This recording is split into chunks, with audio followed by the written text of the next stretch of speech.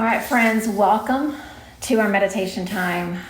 As you bring yourself into this physical moment on the clock, to this present moment, in just this beautiful, timeless place where we are, I would invite you just to close your eyes or soften your gaze and just really give yourself the permission to be here. You know, the clock keeps track of minutes in a different way, but we realize that as the inhale comes, this new present moment begins. And as we complete the exhale, the moment is finished. And so just really give yourself a chance just to kind of disconnect from the clock way of keeping time. And let's settle into this timeless, beautiful present moment, one flowing right into the next. And as you're doing that, just allow the body to relax, still allowing your spine to have a little length in it if you're laying down or if you're seated, just so you can begin to feel that energy just expanding and releasing. And just find a really good ebb and flow, a good rhythm that will allow you to stay rooted to this present moment. And as we've settled in physically and with our breath and energetically, I would encourage us all, just for these next few breaths, check in with what's going on in your head. Just kind of see the activity, the busyness. Maybe your mind is really clear, really focused right now. Notice that. But it's not just enough just to arrive physically. We've got to try to arrive mentally, emotionally, spiritually, all the parts together. So just take a little stock of what's going on in your head, in your thoughts.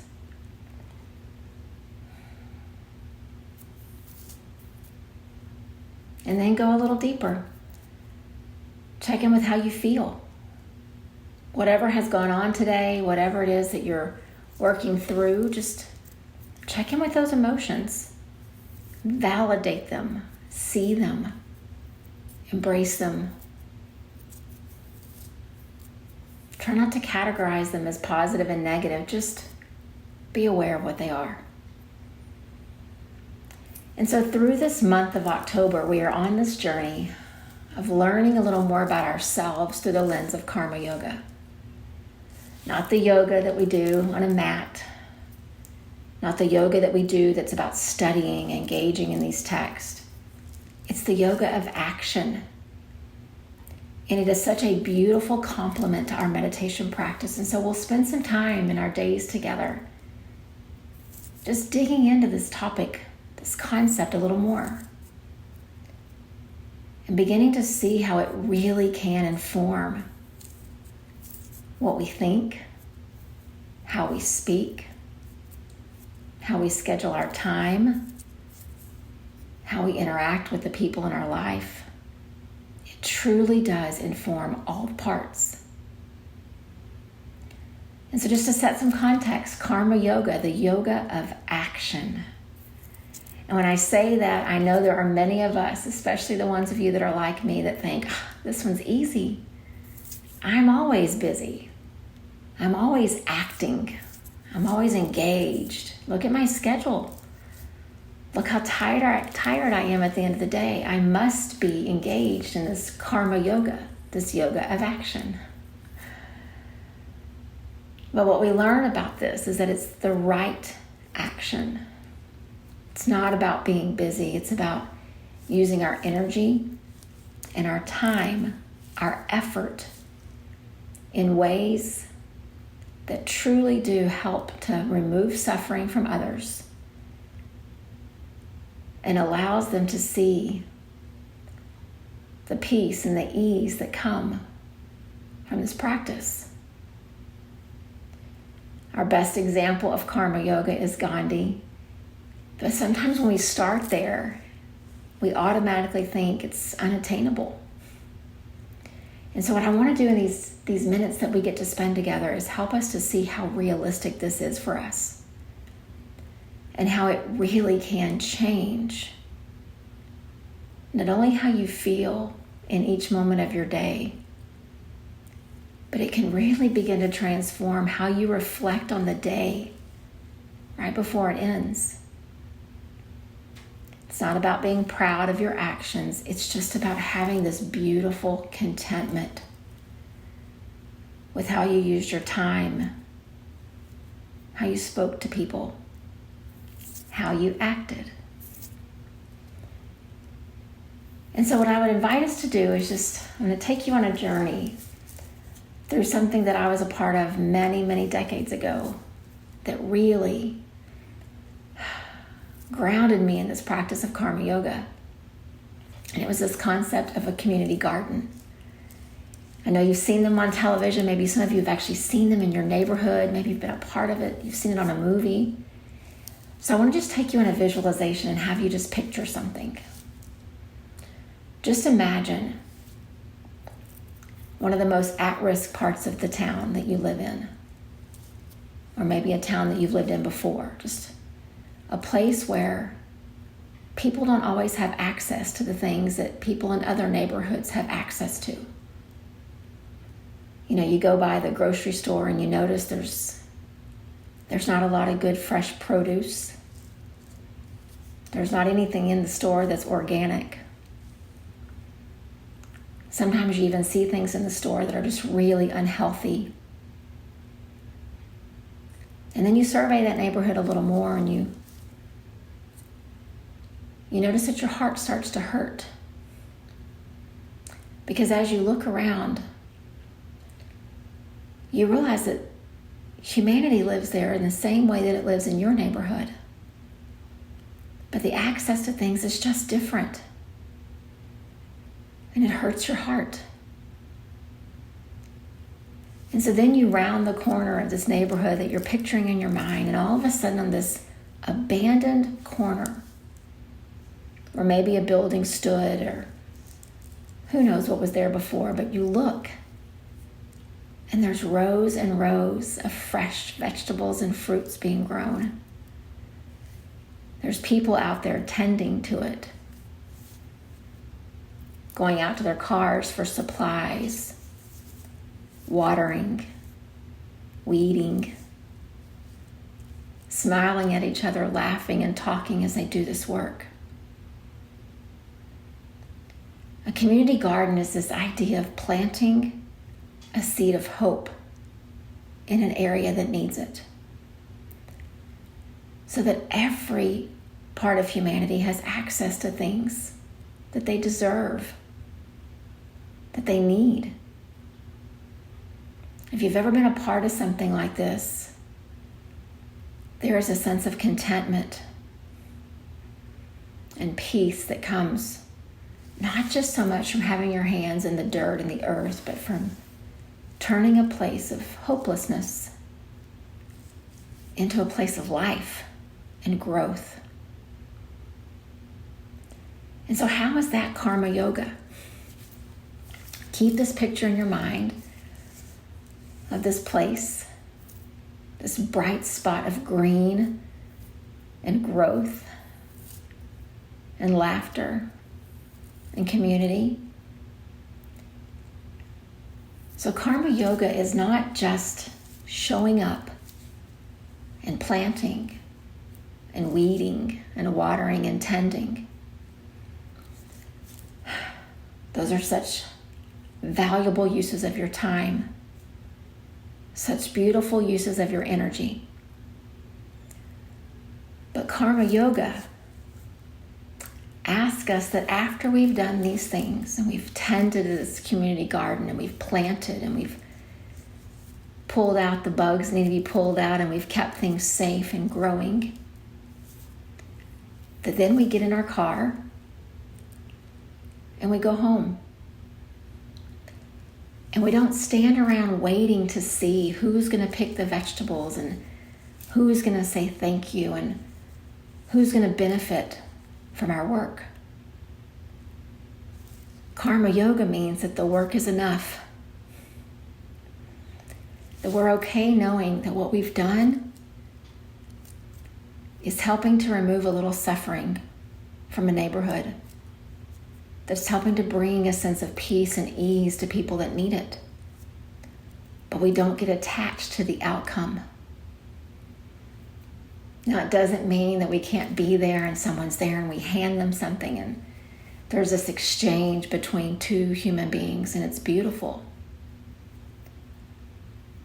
But the act of karma yoga means we don't get caught up in the outcome. We're not looking for a reward. We're certainly not looking for appreciation. We're doing it because it's right action. And there's so many examples in our world and in our lives that we could apply this to besides just the idea of a community garden. But I know when I said you get in your car and you drive home, somewhere in your mind you just thought, that doesn't sound right. But we make the investment and we leave the outcome there. It's not ours.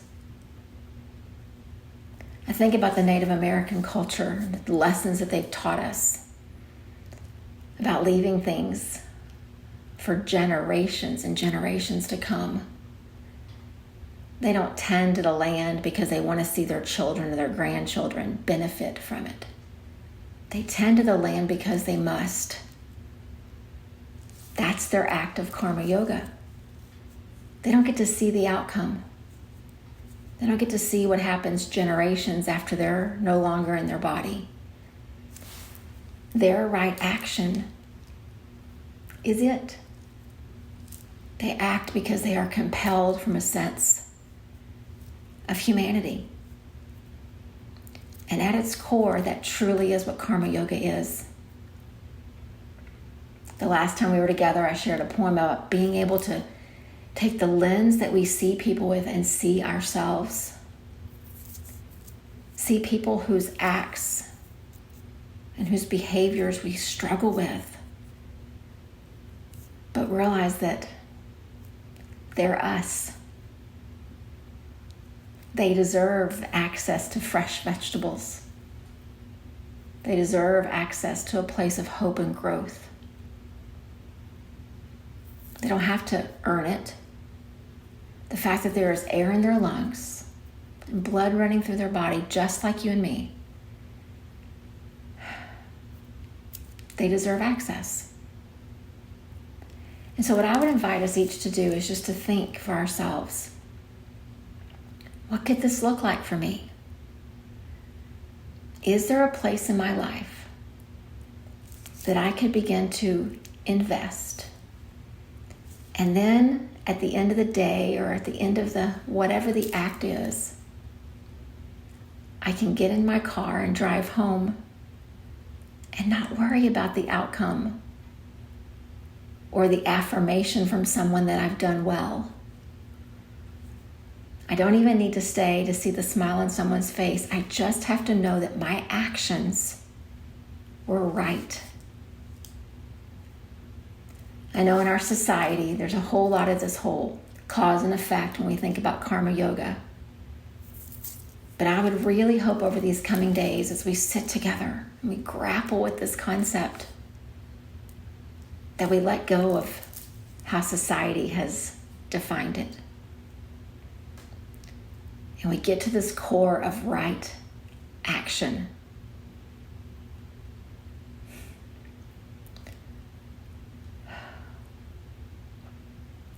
If you've ever walked into a department store or a Walmart or a Target or a big place, it's so busy and there's people coming and going and coming and going. And as you walk to the door, you can feel the presence of someone walking up behind you. Maybe you see them or you just feel them. Have you ever thought about just stopping and opening the door and letting them pass through and not being concerned if they say thank you? There's a chance that you'll do it. You'll pause. You'll let them enter before you, this tiny, tiny act of consideration, of putting their needs before yours. and not being worried if they appreciate it. So karma yoga doesn't have to be big. It doesn't have to be the life that Gandhi represented. It can be these tiny little acts where we don't get attached to the outcome. We act from a place that this meditation practice has cultivated and nurtured for so long. And it helps us to see what right action is. And then we just do it. So let's just pause for the next couple of moments, just each of us in our space, just not trying to think, not trying to plan, but just be still and see what comes across your mind's eye. See if inspiration reveals itself. Or maybe you just sit and you really grapple with this idea of doing good for others without being attached to the outcome. Maybe you start there. But just continue to breathe slow, deep, nurturing breaths. And just see what is revealed in your mind.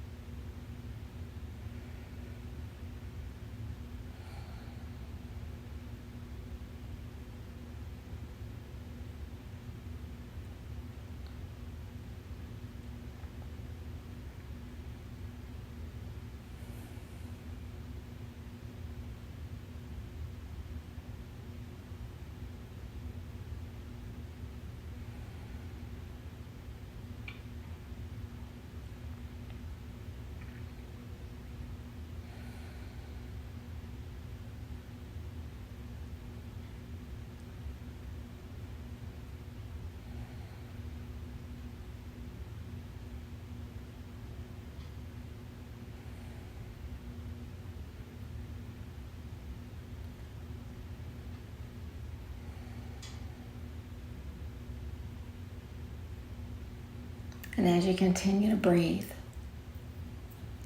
continue to be, feeling the inspiration that's being revealed. And if it's not coming yet, don't get worried about it. Just continue to sit with this idea of what does right action look like for me?